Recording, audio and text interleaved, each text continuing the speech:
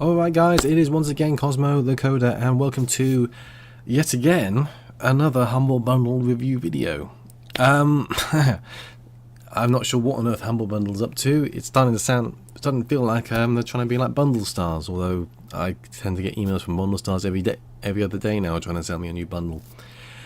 Anyway, this week they're still continuing on running two bundles at the same time. So last week was the Humble Indie Bundle, which has been extended, and I will talk about that after I've talked about this bundle. But we're going to go and talk about this week's sort of new bundle, well, this fortnight's new bundle, which is the Star Wars Humble Bundle 2. There has been a previous one. I was trying to find out what was in the previous Humble Bundle before I came on, but alas, I have been sort of rushing around trying to get everything sorted, recording this, because I've only just sorted out Far Cry Primal, so I'm actually delaying playing Far Cry Primal to do this video, which is not necessarily a bad thing, but I'm keen to get on with it, so I'm going to move straight on and get into this. Now, the first thing I will say about this is that a lot of these games are quite old. So I will try and comment on how old they are and if you're going to run into any difficulties running them. It's worth mentioning that there are going to be some issues with some of them, but because they're all on Steam, there should be a fairly good community in helping you getting them running, should you have any issues. That said, as always, just bear that in mind, because there are other issues that are going to crop up that I will try and mention. You'll see it when we get there. Now, as always, because these games are on Steam, the prices I'm going to compare them to are Steam prices. They're not necessarily the cheapest prices out there, or necessarily ones that are going to be available to other places and everything. And everything's in pounds. I'm sorry, I'm not doing the dollar conversion. It's nothing personal, but if I was going to spend even longer doing the dollar conversion, then we'd be here for a very long time. Right, anyway, moving on straight into the first tier, which is just for $1, $1. You've got four games and the 10% off the Humble Monthly Bundle, which I assume they're still pushing, and is actually out on Friday, memory serves, but we'll worry about that later. So first and foremost, you've got a game called Star Wars Rebellion. Now, I'll click, actually, there we go. I'll just click on it. Star Wars Rebellion is, to be honest, I actually struggled to describe what Star Wars Rebellion is, because there's not much in the way of information on the Steam page. It's basically a sort of high-level management game where you basically build ships, build armies and so on and so forth, and deploy them around the galaxy, trying to take control of the galaxy as the Rebel Alliance or the Empire. And you send sort of units on missions. It's a fairly standard sort of strategy management system, management game. Sorry. Ugh. So I just looked at over there on my right and read system, and it stuck in my head. At the moment on Steam, it is £4.79.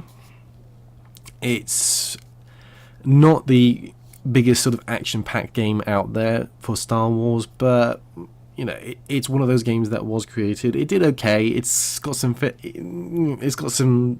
goodish reviews, but it's not going to be one that you sort of pick up and leap into action with. So that's pretty much as much as I can say. Star Wars XWing Alliance. Oh dear. This game I actually bought when it first came out. It's a flight simulator / space simulator, whatever you want to call it, basically. But it's a game where you actually fly around as different space starships from Star Wars.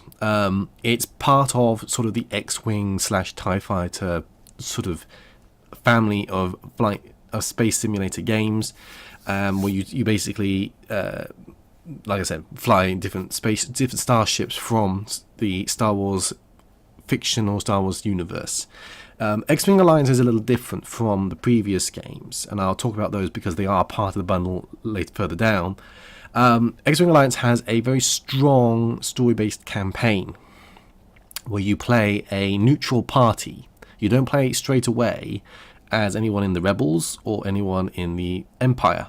You play as a family who end up getting sort of sucked into the conflict, and you basically end up joining the Rebel Alliance, and you actually, when you get to the last mission of the game, you end up piloting the Millennium Falcon.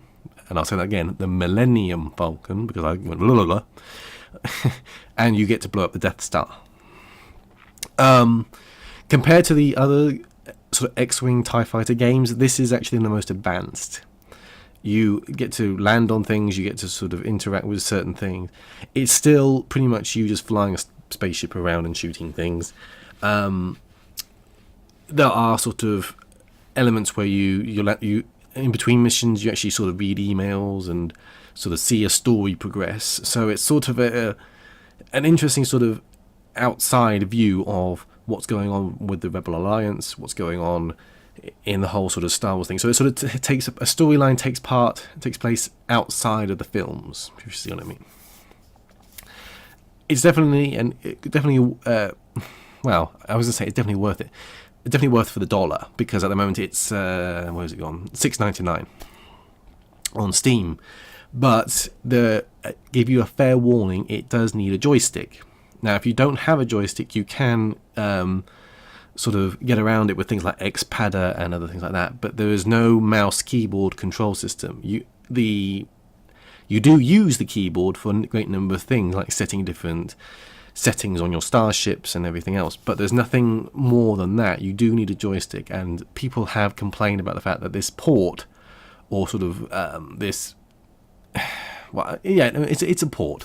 This version of it is not necessarily very user friendly, because you can't use certain things in certain ways. But as always with PC games, there are ways around it, and there's definitely a fan community for this one, because there's things like high-res textures and different starships, different things like that. So it's definitely got a huge amount of back fandom, if you want to call it that. You know, it's one of the games that also kind of divided people. Lots of people didn't like XWing Alliance, not because it was a bad game necessarily, but because it sort of took what was good about the previous games and sort of just added this huge campaign story mode, which people didn't quite like. They didn't like the idea that you weren't immediately part of the Rebel Alliance or part of the TIE Fighter, the Empire, in TIE Fighter. But I actually did enjoy it, and it's actually on my wish list, so that's definitely something I'm going to go for. Moving on to X-Wing versus TIE Fighter Balance of Power. Now, that's a mouthful in itself, but basically X-Wing versus TIE Fighter was sort of the next one on from X-Wing and TIE Fighter, which is down here. It was actually also the first one on Windows, and the first one that used proper 3D and textures, because the previous two games were basically just coloured polygons drawn, and this actually texturized the actual starships that you actually flew around in. And it's the engine that eventually went into X-Wing Alliance. Now, when X-Wing vs. TIE Fighter came out, it was mainly designed for multiplayer, strangely, which was kind of odd, which a lot of people found very odd, because the previous two games weren't multiplayer in any capacity. They were DOS games, so they just couldn't be played online or anything like that. This one was sort of designed to be cooperatively played by other people. The missions themselves were all co-op campaigns, so what actually people got on it when they bought it wasn't something that wasn't really very single player orientated. This confused people a lot, so LucasArts sort of fixed this by creating Balance of Power, which was actually some campaigns which you can play either as the Empire or the Rebels, and this is actually sort of the bundle package that they put them all together and have re-released it back onto Steam. So again, more flight simulation stuff. It's actually exactly the same price at $6.99, and I can say I did have played X-Wing vs. TIE Fighter. I haven't done Balance of Power. I didn't do that because we got sort of a bit dejected with X-Wing vs. TIE Fighter and moved on when it first came out. So I can't say how good or bad the campaigns are, but again, for $1, well worth it, I think. Moving on, Star Wars Galactic Battlegrounds. Now, this looks quite dated. It's actually based in the Age of Empires engine. If you don't know what Age of Empires is, it's a real-time strategy game that Microsoft built that was sort of what's the West Coast sort of, where you sort of build up from sort of the Stone Age to the Bronze Age to the, sort of that kind of esque game. They took the engine and basically built a Star Wars version of it. It's quite well received in the sense that it has lots of nostalgia. It has lots of elements of it that sort of mirror the movies, sorry. And you have the different races, obviously. You'd have the different sort of, the Rebel Alliance, the Wookiees, the Empire, the Clone Campaign stuff, which is some stuff that sort of was the expansion for when Episode 2 came out. I never actually played it, but and whether I ever do play it because it looks so dated, I don't know. But it's definitely worth a look at. I have read that there are some issues playing with it on modern systems, so just be on your guard about that. Its cost is $4.79, so again, cost-wise, as always, pretty good. Right, straight into the green tier. Now, here are the previous two sort of X-Wing Tie Fighter games. Now, it's worth mentioning that you technically get two copies of this. One, the classic version, and one a sort of re-released remastering version. Now, the classic version is the original DOS-based version that runs in DOSBox.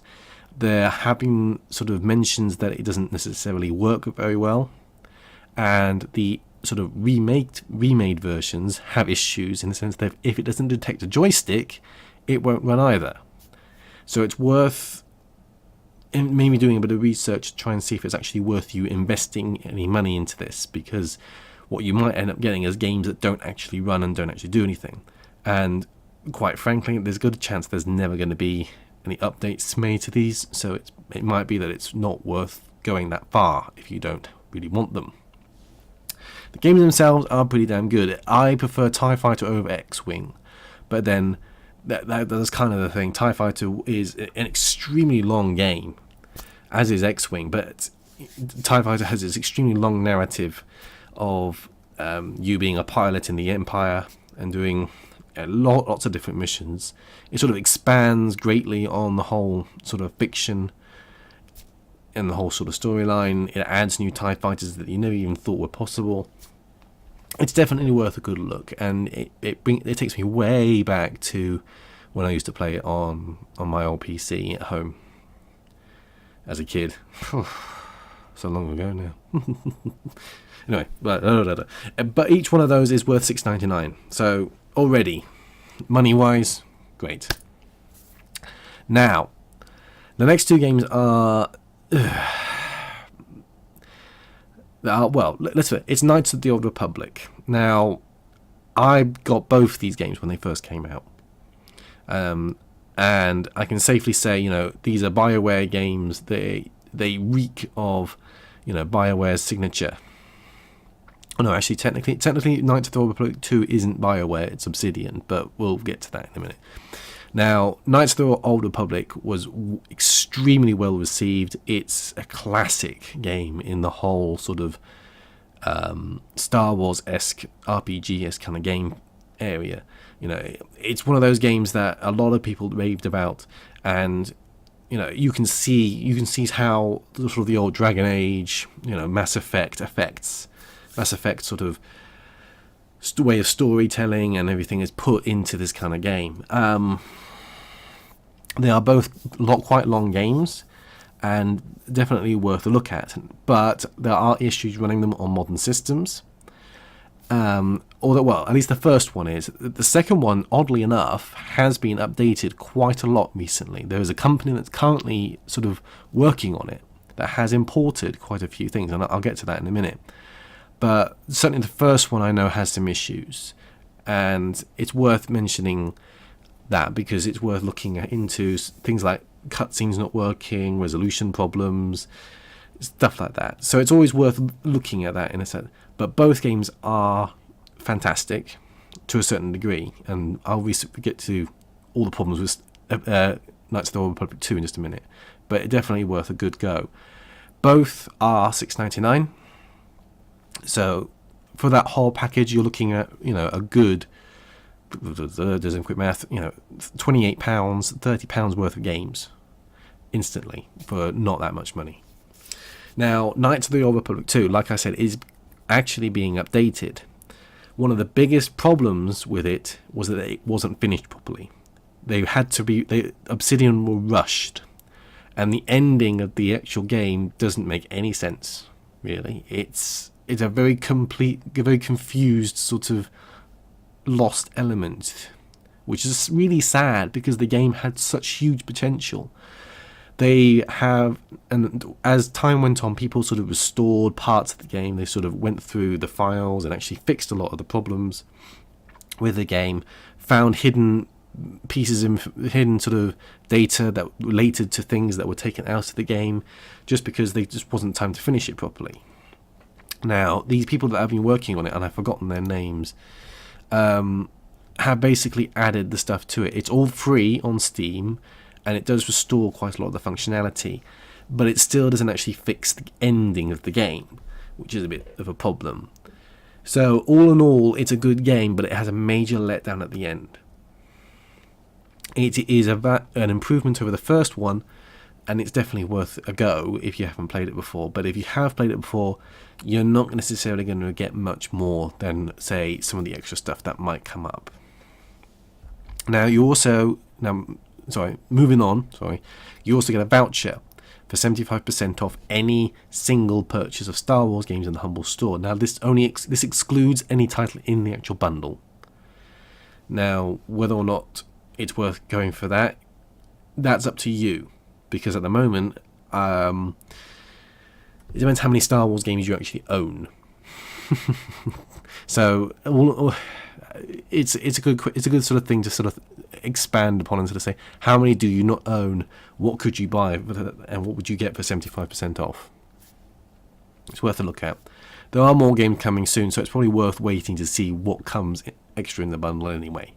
So that's not necessarily a big selling point, but it's something to think about. Now, I have a bit of a conundrum about the blue tier, and I'll get to that in just a second. But the blue tier for $9.99 is 2 games: Star Wars Empire at War and Lego Star Wars The Complete Saga. Now, Empire at War is a real-time strategy game where you basically, similar to, shall we say, Galactic Battlegrounds, you can control different units from the different sort of the factions and wage war. It's fully 3D, so it's a vastly improved engine. It's a vastly improved system. It's worth £14.99. It definitely looks worth a go if you like real-time strategy games. Now, I actually already own this, and I also own the Lego Star Wars game. So the blue tier for me is not necessarily that appealing, unless I really wanted to go higher and go for the T-shirt. But I'm not so sure about that. I'm not a big sort of guy for T-shirts, but we'll think about it. Lego Star Wars Complete Saga. This is the kind of thing. It's more aimed towards children, but it's still quite fun to play. I actually bought Lego Star Wars the first 3 games. The first 3 episodes, so episode 1, 2, and 3. Because I thought it was hilarious to watch the Star Wars films recreated in Lego. The sort of episode 4, 5, 6 isn't really got the same sort of character. It kind of feels quite forced. Like they sort of thought, there's the other 3 movies. It worked well for the first 3 movies. And yes, I know that's kind of confusing because I know which way round it goes. But let's just shoehorn it all in and do all that stuff there. So you can see a lot of good character, a lot of fun in the actual game. Your kids, if you have kids, or if you're too young for kids, which could be the change. My kids love Star Wars and Lego Star Wars. And it's one of those games, it's quite easy to pick up and play. It's 2-player. It's fun, you know, and it's $14.99 on Steam, so at that cost, it's quite worth it, you know. Even if you're just playing by yourself, it's fun to just chop up stormtroopers, Lego stormtroopers with a lightsaber, you know. Why not? Now, like I said, I'm not really one for t-shirts, so the exclusive Star Wars t-shirt isn't really that appealing to me, but you know, it's a t-shirt. What do you want me to say? Is it worth $35? I'll get back to you on that one, considering that that's roughly the same price I paid for hang on, there's the conversion. Roughly the same price I paid, the same price I just paid for Far Cry Primal. I'm probably not going to go for that. So ideally I'm probably going to go for green tier just to make sure I get all the XWing and TIE Fighter. I own Knights of the Old Republic, and we'll have to see what comes up later in the rest of the green tier to do that. So that's my opinion, guys. Let me know what you think about it, and as always, like, dislike, subscribe, comment. Always welcome. Always ask questions. So, like I promised, I'm going to quickly shoot over to the Humble Indie Bundle 16 from last week, and they added 2 games. One is the game Duet, and the other one is Forced. Now, I actually just realised I didn't actually check the price. Now, Duet is... what's the best way? It's a sort of puzzle game. You control 2 orbs that you have to turn and control and make sure that you end up in the right places. I know that doesn't really explain anything very clearly, but it's a puzzle game where you have to sort of time things perfectly to make sure they fit correctly. Forced is a co-op RPG game. It sort of feels a bit like Dota, but it's not Dota. So it's fairly easy to sort of compare it to, but it's a combat sort of game. So whether or not it adds anything to the bundle, not really, in my opinion, but it's definitely worth a look at just for the sheer hell of it. And if you paid enough for it, you got it for free anyway. So that's me done, guys. As far as I'm concerned, you know, both bundles are worth it if you haven't already got some of the games. Humble Monthly is coming up Friday, I believe. He clicks on it. Time is running out. Yep, 2 and a bit days. So coming up Friday, so Saturday should see a review video of that. And that is it for me, guys. Thank you again. I'm sorry it's now, 23 minutes long, but that's been my review of the Humble in Star Wars bundle, and I'll see you next time.